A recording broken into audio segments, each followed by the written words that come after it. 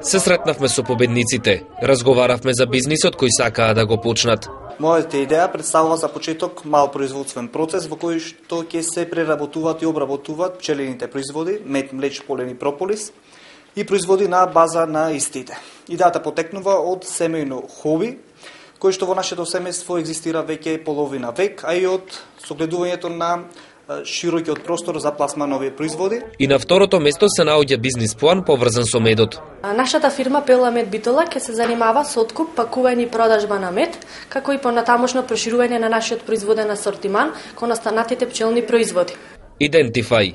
Така треба да се вика фирмата на Јасмина. Сака по примерот на светските компании и нашите фирми да посветат повеќе внимание на креирањето на сопствениот идентитет.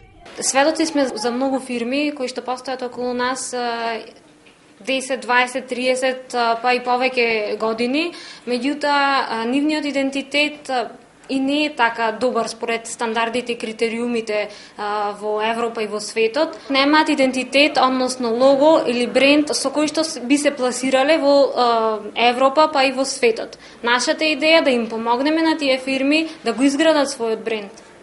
Тимот на Андреј Малевски има навистина интересна идеја.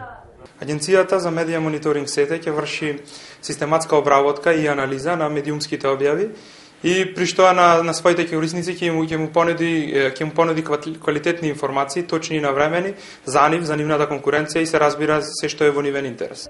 Томе сака да заработи преку развивањето на селскиот туризам. Конкретно нашиот бизнис се занимава со издавање на соби во еден типичен селски амбиент и во кој што за гостите се понудена е здрава еколошка храна, шетање во природа, искористување на убавините на селото, традициите и националната кујна.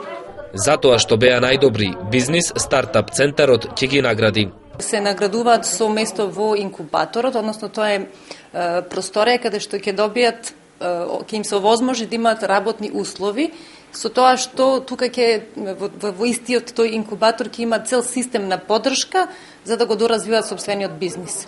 Ќе добијат и микрокредитирање до 10.000 евра, консултантски услуги од експерти кои ќе им помагаат при развивањето на бизнисот, а и регистрацијата на фирмите ќе им биде бесплатна.